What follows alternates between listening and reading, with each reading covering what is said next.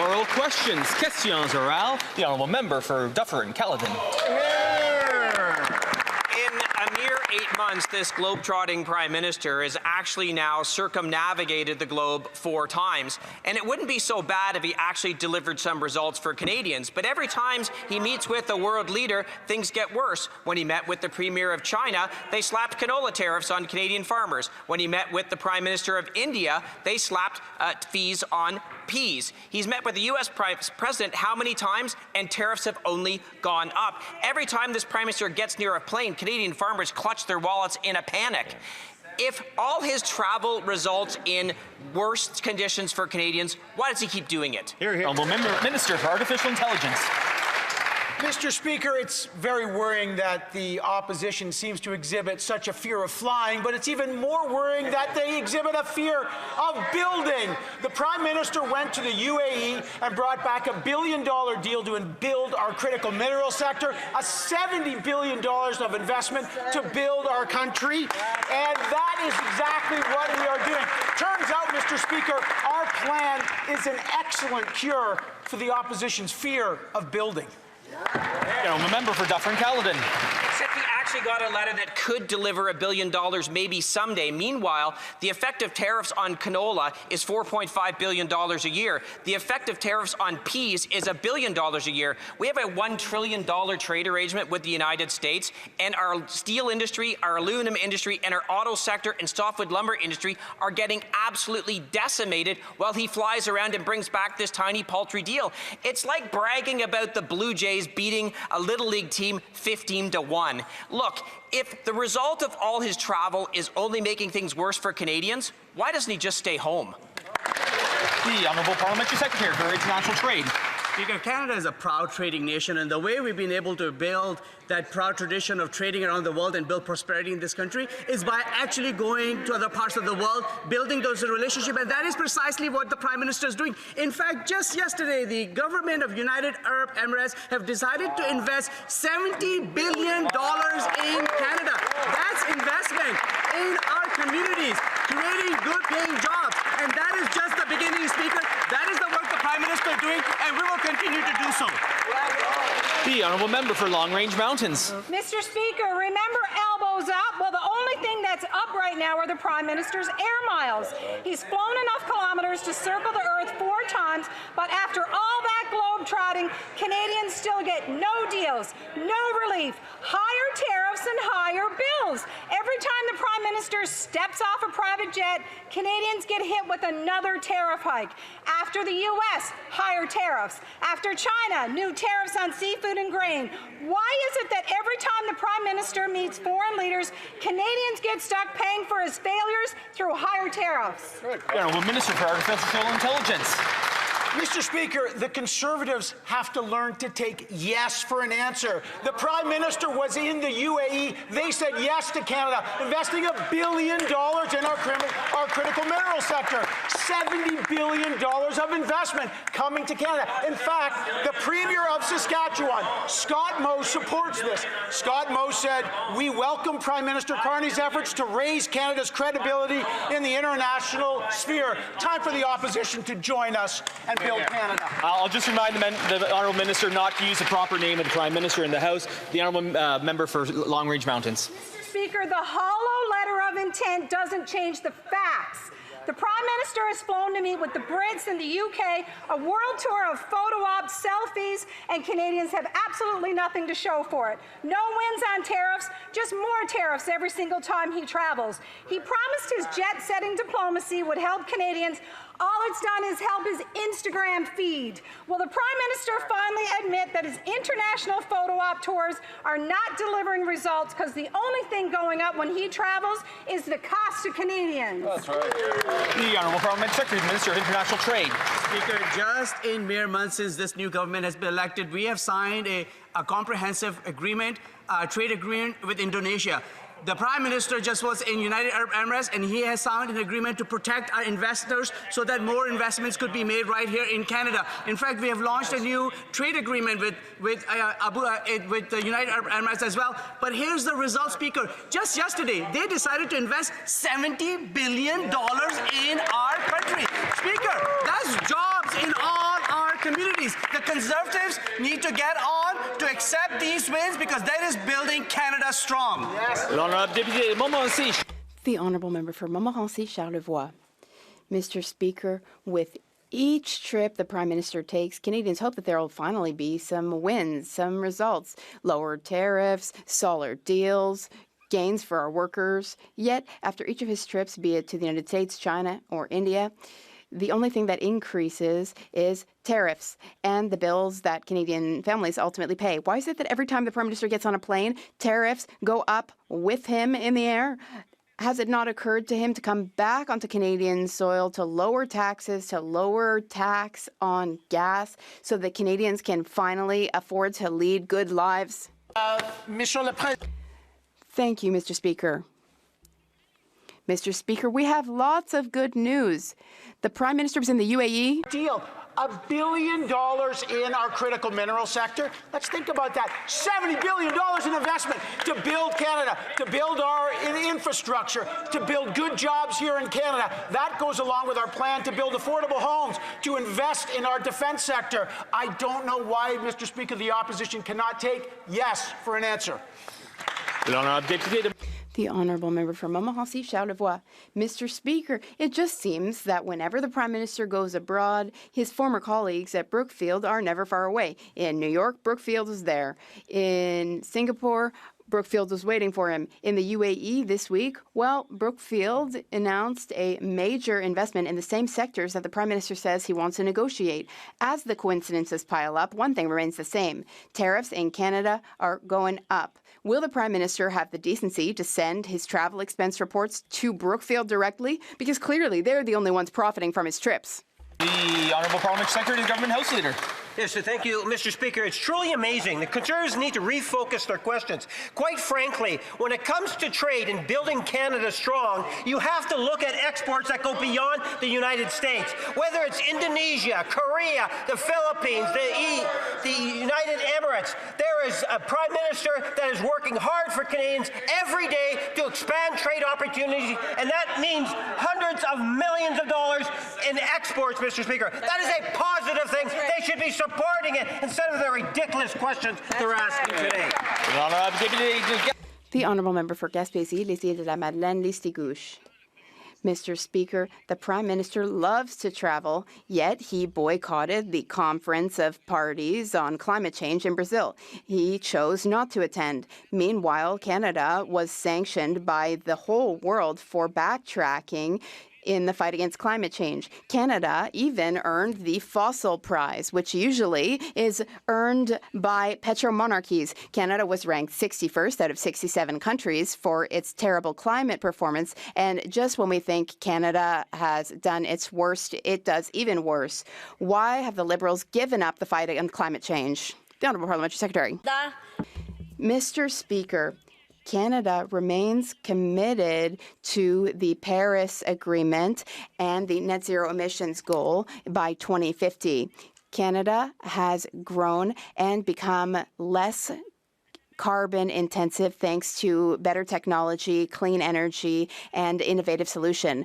Our climate strategy is based on all that progress, and we are positioning Canadian businesses so that one day they can play a critical role in the global transition toward net zero. Mr. Speaker, we are making progress. Thank you.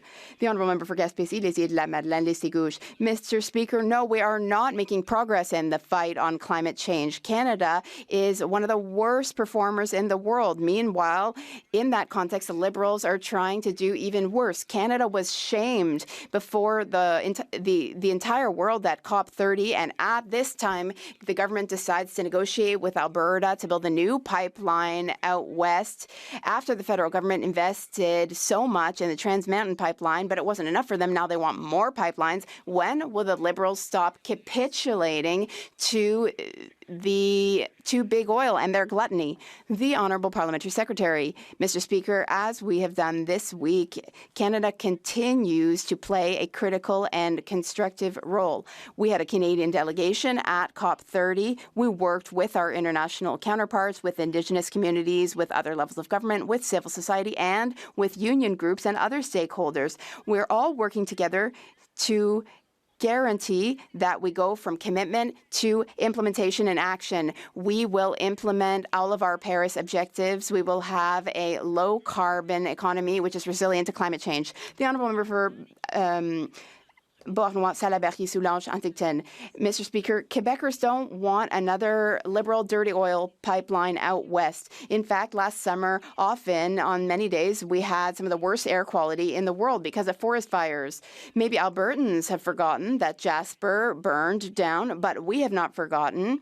We have producers, agriculture producers, who are losing their entire crops, their harvests every year because of dysregulated climate. We're already experiencing climate change. Will the Liberals put an end to this new pipeline project? The Honourable Parliamentary Secretary. Thank you, Mr. Speaker. We're investing in some major projects, and in Budget 2025, we have included tax credits for clean energy of 15% for companies like Hydro-Quebec. There's also 17.2 billion over several years for infrastructure like healthcare infrastructure, universities, and CEGEPs. We are working to build strong communities by ensuring that we invest 51 billion over 10 years for places like Uber-Reeves, Charlevoix, and also the shipyard. Mr. Speaker, the Prime Minister is spinning that he negotiated a great deal with the UAE. It's such a great deal that the text is nowhere to be found. No details have been provided, and as far as these so-called investment commitments go, there is no timeline. So, a simple question, on what date can we expect to see the first dollar of investment from the UAE? Just a date, please. The Honourable Secretary of State, Canada Revenue Agency. Thank you, Mr. Speaker. Mr. Speaker, this may come as a surprise to a party whose leader has never had a job outside of this House, but you actually have to travel the global economy to build relationships to bring investment back to this country. Mr. Speaker, our side is focused on building the strongest economy in the G7. Their side continues with this bizarre line of questioning about the Prime Minister's travel. Our Prime Minister is focused on building our country, retooling our economy, and making our economy the pride of the G7. Thank you, Mr. Speaker. Member for St. Albert, Sturgeon River. Asked for a date. There is no date, but rest assured, the government has secured meetings with the UAE next year. So what we have is an agreement to talk about a possible agreement sometime in the future. More jet setting, more photo ops, more press releases with no tangible results for Canadian workers. Is this the best we can get from the so-called master negotiator? The Honourable Parliamentary Secretary for International Trade. Well, Speaker, I think it's a great day when you hear a foreign government deciding to invest $70 billion in our economy. That is, we're talking about AI, infrastructure, and agriculture to create those jobs. This is about making sure that we can leverage their sovereign fund and our pension funds to create opportunities for our economy right here at home. Like companies like Mila, which is launching a new partnership with the UAE's Technology Innovation Institute, or BlackBerry, Speaker, who signed a partnership with UAE's Cybersecurity Council to strengthen cybersecurity cooperation infrastructure, or Invest in Canada, which is working with the UAE to partner to identify, explore large-scale investments right. The Honourable Member for York Durham. Mr. Speaker, when Canadians travel, whether it's a holiday with family or a business trip with colleagues, they come back with good memories and maybe a souvenir or two. When the Prime Minister travels, he comes back with something very different, a hangover of tariffs. When he met with the Chinese, more tariffs. When he met with the Indians, more tariffs. And when he met with the Americans, again and again and again, more tariffs on steel, autos, aluminum, forestry, and more. Mr. Speaker, how many more trips does the Prime Minister need before he will acknowledge the simple truth that every farmer, factory worker, and steel worker in the country knows? His policy is failing them. The Honourable Minister for Artificial Intelligence. Mr. Speaker, thanks for the question. You got to wonder what the opposition will really support. They can't support a deal to invest $1 billion in critical minerals from the UAE. They can't support $70 billion coming in from the UAE. Maybe it's just because they want us to be distracted from what they also opposed. On Monday, they opposed LNG Canada Phase 2 in British Columbia, the Darlington new nuclear project in Bowmanville, 18,000 construction jobs, the Red Chris mine expansion in northwest British Columbia. Mr. Speaker, the real question is, what do the opposition support? The Honourable Member for York Durham. Mr. Speaker, An agreement for the future is no solution to today's problems. An agreement with the UAE is no agreement when there's no investment. Canadians, we know that Canadians have moved $124 billion out of Canada. If Canadians have no faith in this government, why would any foreign investor? But more troubling, the real and present danger is the inability to get a deal on the things that count. On steel, on aluminum, on canola. Canada's chief trade negotiator said today there is no negotiations ongoing with the U.S. When will we start negotiations and get a deal? The Honourable Secretary of State for Labour. Mr. Speaker, the Conservatives voted against the budget. And I just want you to know what you voted against. You know what you voted against? You're cheering for voting against the largest pay increase for the military, a defense spending plan. You voted against the nuclear plant in your riding, Mr. Speaker, a tax cut for 22 million Canadians, a national school food program, which the Conservatives called garbage, Mr. Speaker, 1,000 RCMP personnel, 1,000 border officers. That's what you voted against, Mr. Speaker. So when the Conservatives vote against the budget, they vote against Canadian. Order. And I'll just remind the Secretary of State to please address his comments through the chair. The Honourable Member for Okanagan, Lake West, South Kelowna. The Parliamentary Budget Officer says the Prime Minister abandoned his own fiscal anchor, the one he claimed was key to preserving Canada's AAA credit rating and keeping borrowing costs low. Fitch warns federal finances run, and I quote, a high risk of further deterioration. Is the Prime Minister breaking his own fiscal promises because he's incompetent or because he just doesn't care about Canadians' future? The Honourable Parliamentary Secretary and Secretary of State for Labour. Mr. Speaker, let's talk about how Canada is one of only a handful of countries around the world that maintains a AAA credit rating. That stamp of approval means that we have not just a strong, but an enviable fiscal position. The head of the IMF has said that Canada is acting decisively to use its fiscal space to make the investments that are going to boost our productivity and growth. We are on the right track. Mr. Speaker, you know when Canada lost its AAA credit rating? In the early 1990s, after the party opposite was in power with reckless deficits and ballooning debt. For Okanagan, Lake West, South Kelowna.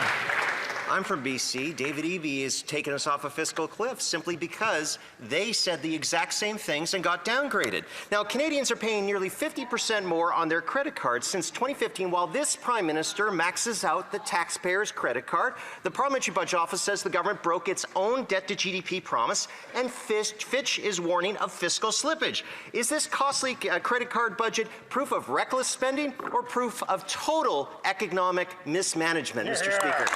The Honourable Secretary of State for CRA. Mr. Speaker, like that member, he should actually read the report before citing it and get up in the House to talk about it. According to the Parliamentary Budget Officer, and I quote, current fiscal policy in Budget 2025 would be deemed sustainable over the long term. That's directly from the PBO report. Mr. Speaker, we have the best credit rating in the world. We have the best net debt to GDP in the G7. We're going to use that fiscal firepower to build the strongest economy in the G7. Thank you, Mr. Speaker. The Honourable Member for London Fanshawe. Mr. Speaker, the Prime Minister's costly credit card budget piles today's reckless spending onto tomorrow's taxpayers. After 10 years of Liberal budgets failing to balance themselves, Canadians now put nearly 50% more of their expenses on credit cards. Fitch warns federal finances are at a high risk of further deterioration because this government keeps blowing past their own fiscal anchors. And the fiscal watchdog says there is less than 10% chance they will keep to their spending promises. No wonder this Prime Minister wants to fire him. So how many more fiscal watchdog reports will it take for this Prime Minister to finally rein in on his credit card spending? The Honourable Parliamentary Secretary to the President of the Treasury Board. Mr. Speaker, at every opportunity the opposition had to make life more affordable for Canadians, they failed. They voted against more affordable early learning and childcare, against lower taxes, eliminating the tax on new home purchases, Mr. Speaker. They failed Canadians at every opportunity. The common sense Conservatives, Mr. Speaker, where are they? One member is here, two members behind the curtains.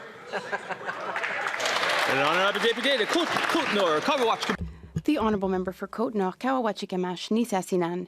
Mr. Speaker, the news struck us like an axe. The Arbec plant in Port-Cartier is laying off about 100 workers. The federal government needs to wake up. The forestry industry, including Arbec, was in Ottawa less than a month ago to raise awareness about its problems and to talk about solutions. They need a wage subsidy, specifically to avoid layoffs like those in Port-Cartier. And for the forestry sector in general, the federal government needs to advance 50% of the countervailing and anti-dumping duties to be paid. How many more layoffs will it take for Ottawa to wake up and do something? The Honourable Parliamentary Secretary. Mr. Speaker, softwood lumber and the entire forestry sector in Canada are critical to Canada's economy. We have clearly stated that these tariffs on softwood lumber are unjustified and unacceptable, and we are doing everything we can to get the tariffs cancelled. We have announced a $50 million program to help with jobs. There's our $500 million as well in liquidity, and there will be more announcements and measures in the future to support all workers in our forestry industry. Thank you.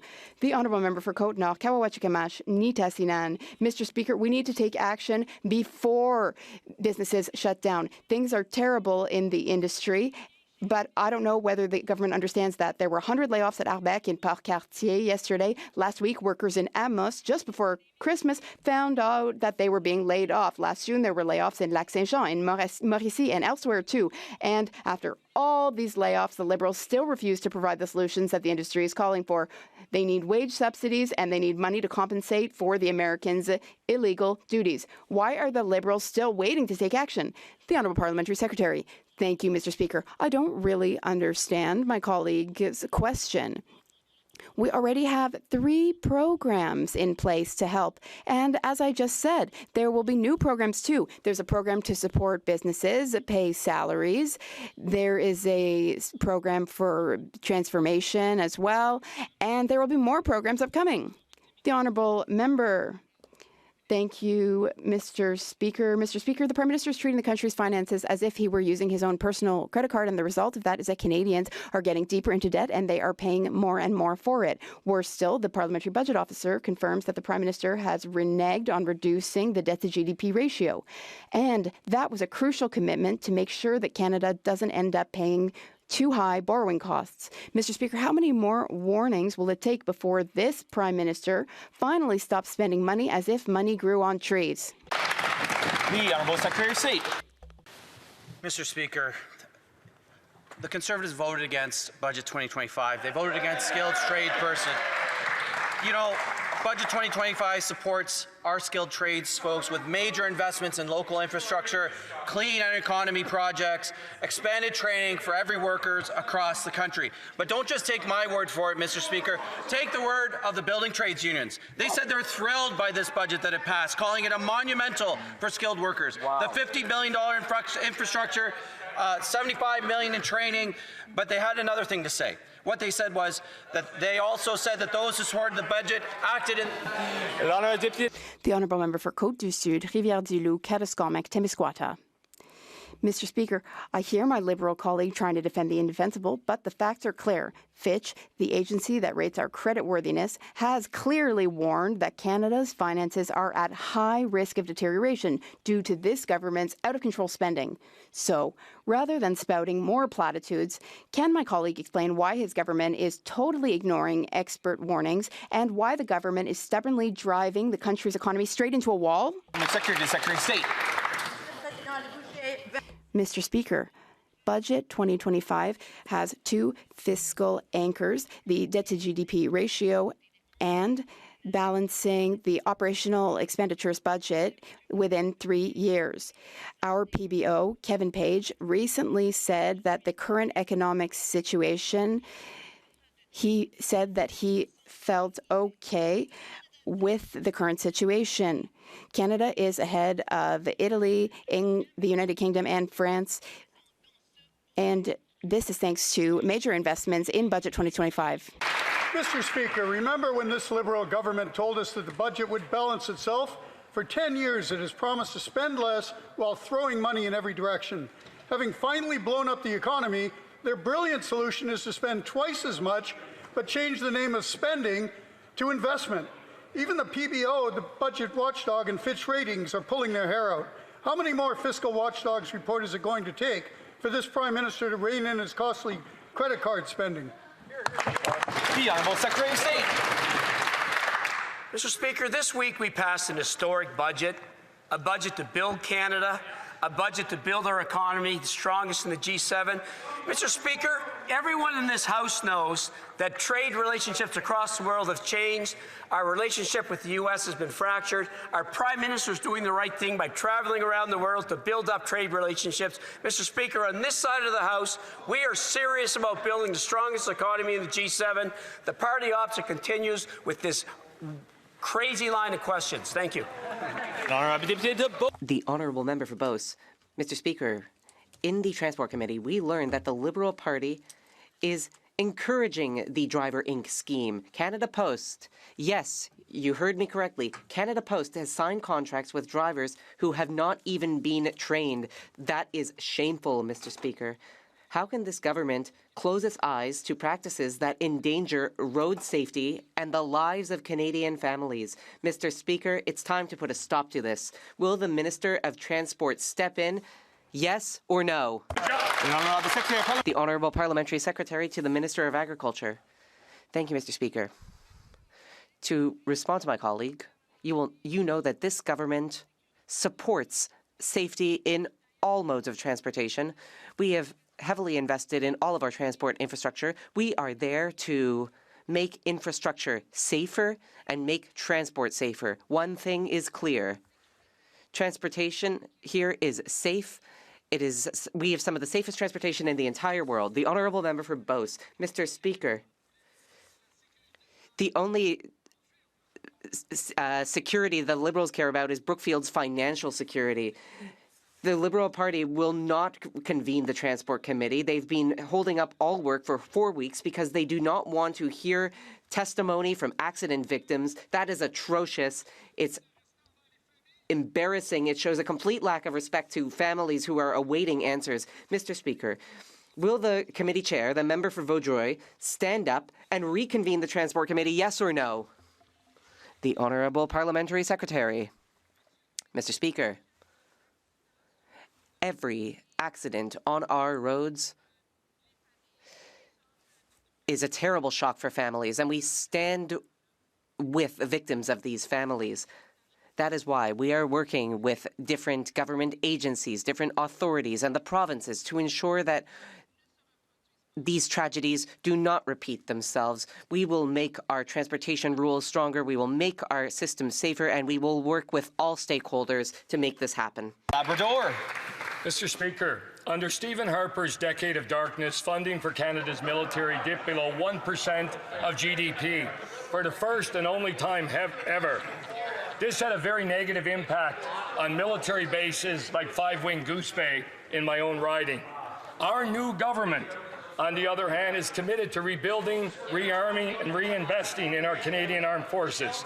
Unlike the members opposite, I proudly voted for our budget, a budget that delivered generational investment in our capacity to strengthen and protect sovereignty.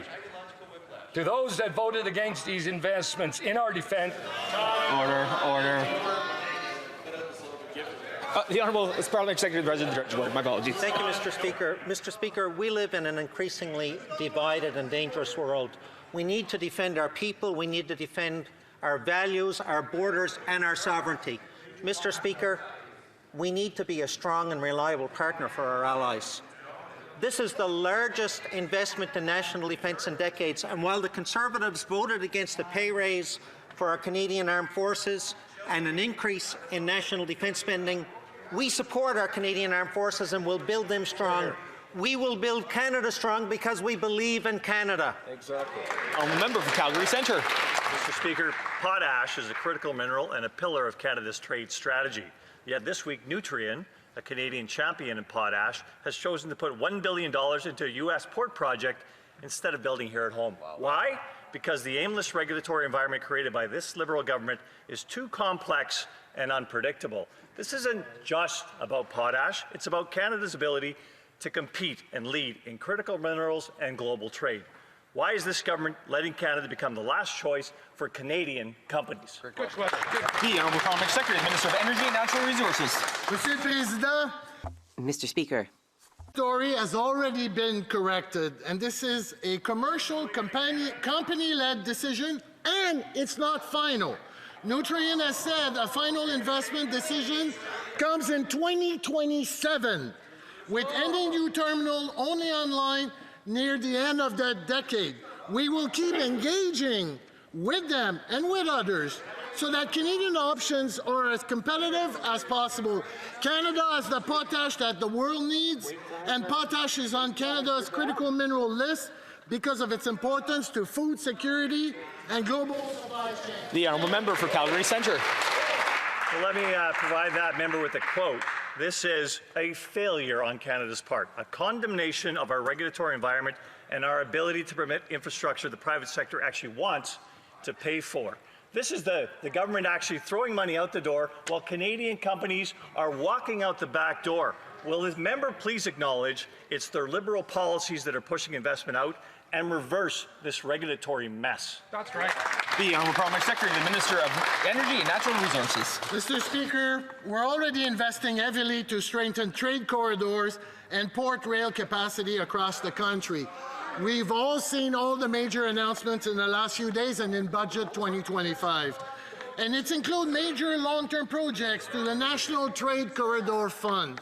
These investments are aimed exactly at improving reliability, reducing bottleneck, and keeping value chain here in Canada. Thank you, Mr. Speaker. The honourable member for Hamilton East, Stoney Creek.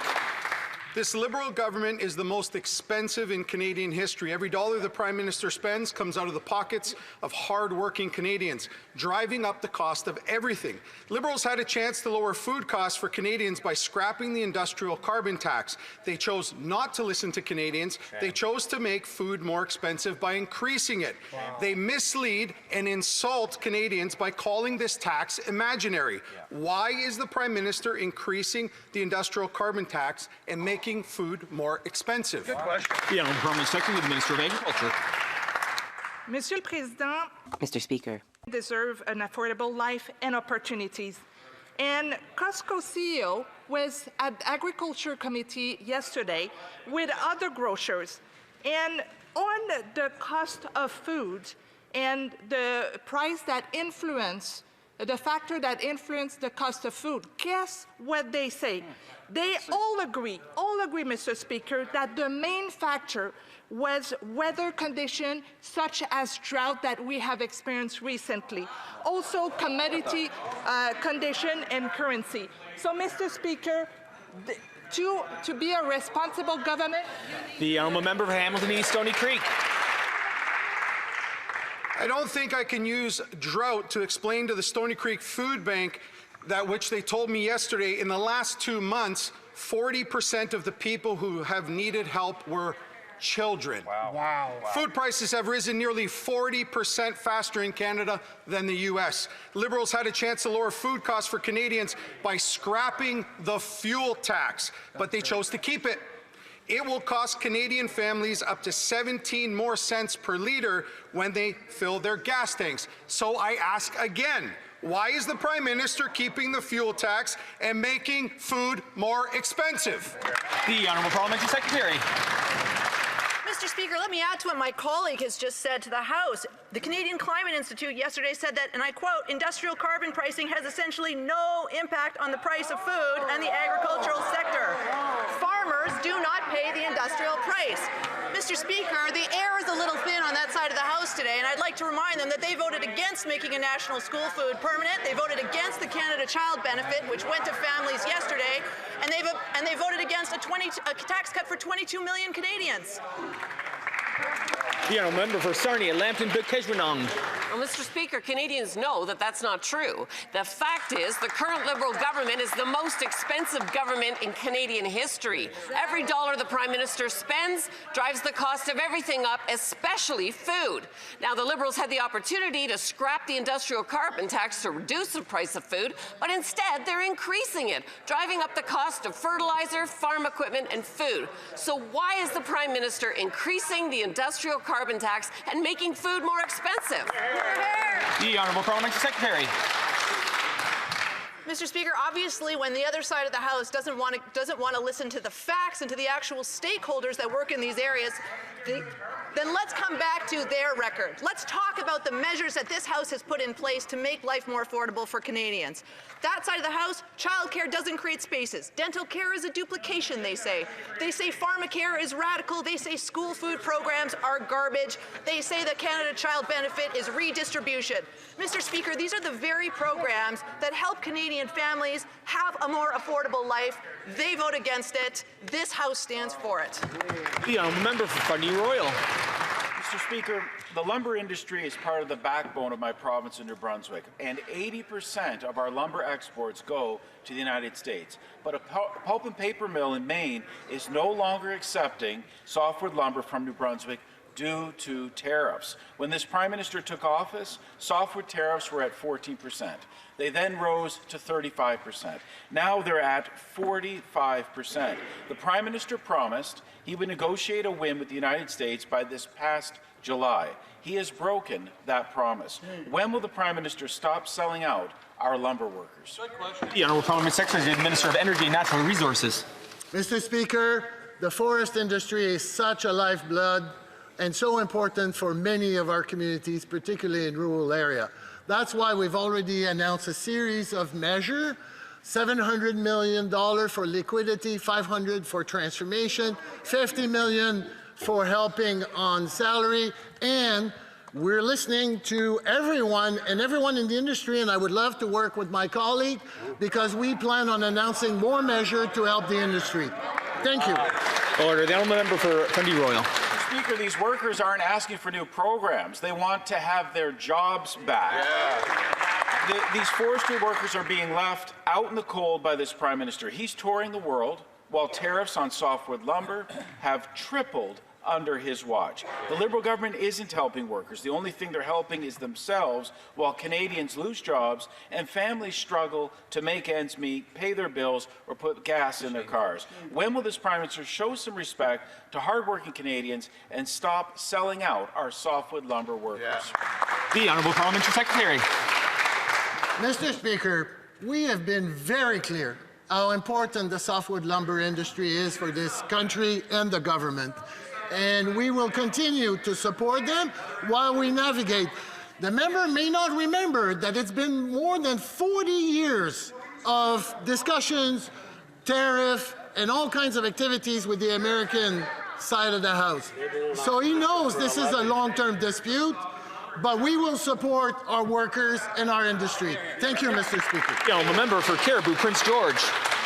British Columbia used to be the largest producer of softwood in our nation. Since 2015, over 30 mills have closed in British Columbia, 14 in Cariboo, Prince George alone. It's been 10 years without a softwood lumber agreement. And these guys, these Liberals, have done nothing but make it worse. Tens of thousands of jobs have been lost. Just last week in Cariboo, Prince George, another mill closure. 165 jobs lost in Hunter Mill House. Wow. 165 gone because of their Liberal incompetence. When will the Prime Minister finally do his job and realize that forestry matters? Secretary. Mr. Speaker, there are some people in this House have historical amnesia. It's been 40 years since we've had problems with the American market for trades on forests. I feel terribly sorry. We feel sorry for the families that are affected by this. We will continue to do everything we can to support them, and we're actively working and hoping for a deal in the future with the Americans. Thank you, Mr. Speaker. Member for Cariboo, Prince George. In 2006, our former Conservative government put to bed the longest trade war with the U.S. government. We negotiated a one-year grace period, which these guys wasted. We're tired of waiting 10 years, tens of thousands of jobs lost. Our forestry workers, they don't need more programs, more handouts. They don't need charity. They need their jobs. When will they wake up and realize that forestry matters? That's right. The Honourable Parliamentary Secretary, Minister responsible for Canada, U.S. Trade.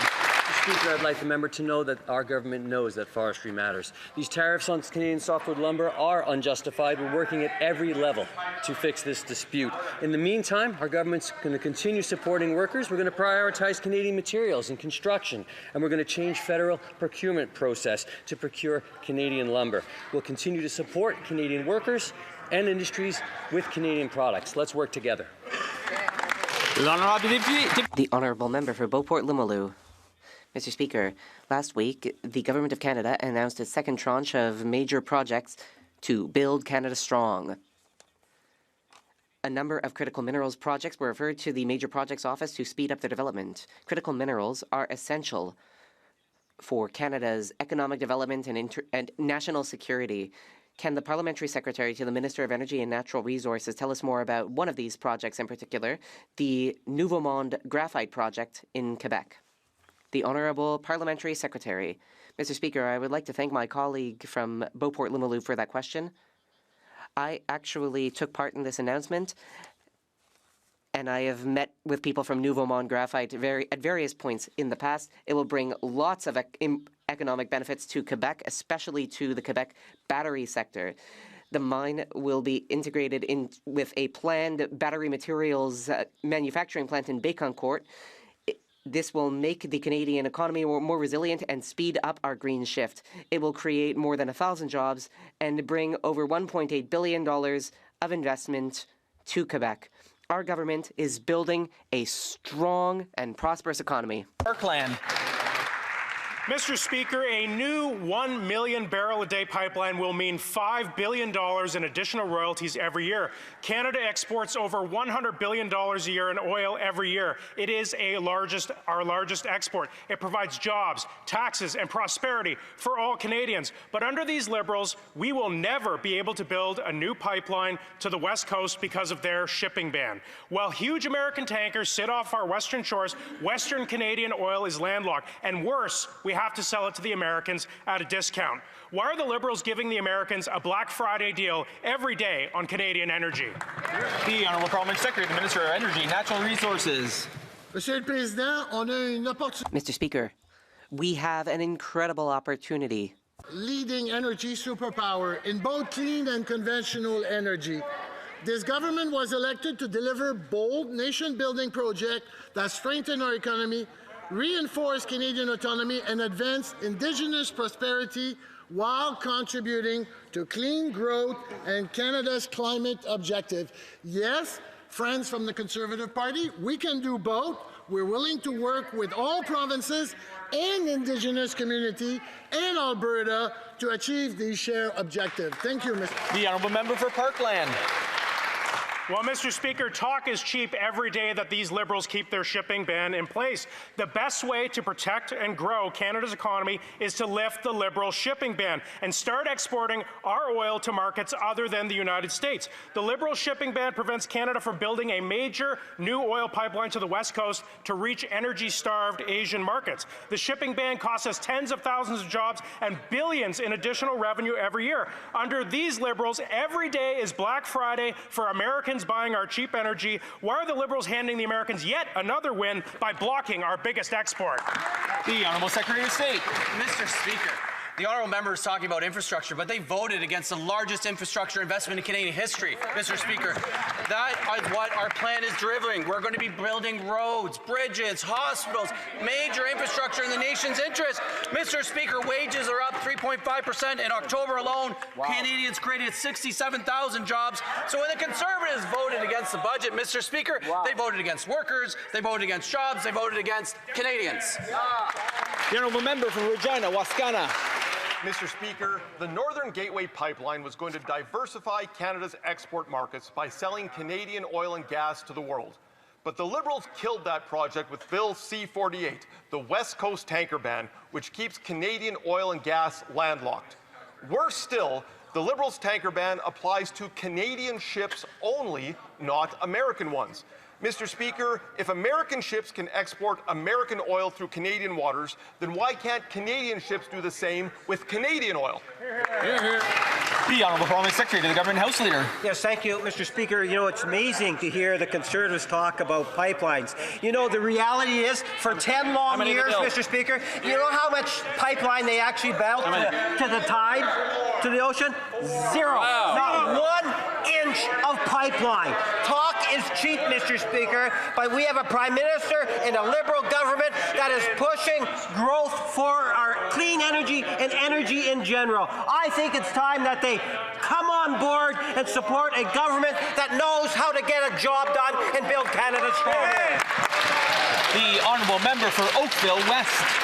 Mr. Speaker, while the Conservatives promise cuts, our government is making the investments needed to keep Canada's health system strong, including in communities like mine in Oakville West, where building up our health infrastructure is essential to meet the needs of our growing and aging population.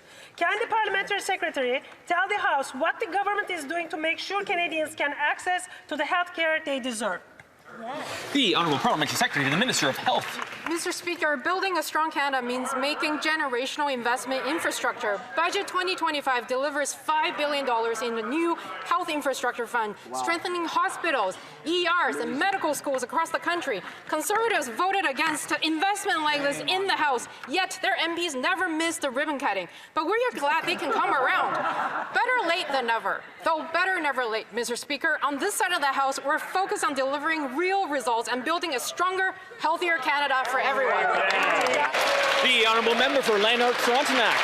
Thank you, Mr. Speaker. This House unanimously adopted 2 motions, one affirming that a genocide is underway in China, and the other calling on the government to, quote, expedite the entry into Canada of 10,000 Uyghurs and other Turkic Muslims in need of protection over 2 years, starting in 2024, end quote. That 2-year period ends in a month, and as of yesterday, only 143 Uyghurs have been admitted to Canada by a government that now calls the People's Republic of China a strategic partner. So, how soon can we expect the remaining 9,857 Uyghurs to receive the protection that we all agree they need? The Honourable Parliament Secretary, the Minister of Immigration, Refugees. Mr. Speaker, Canada has been an example for the world, particularly when it comes to responding to the Uyghur issue in China, among other global crises affecting fundamentally human rights. We continue to look at this issue. We continue to put in place measures, but the honourable member knows that the circumstances are very challenging indeed. When individuals come to Canada, of course, a number of checks have to be completed, and there's a number of other challenges as well at play. I thank the honourable member for the question and invite him to have a conversation afterwards if he wishes.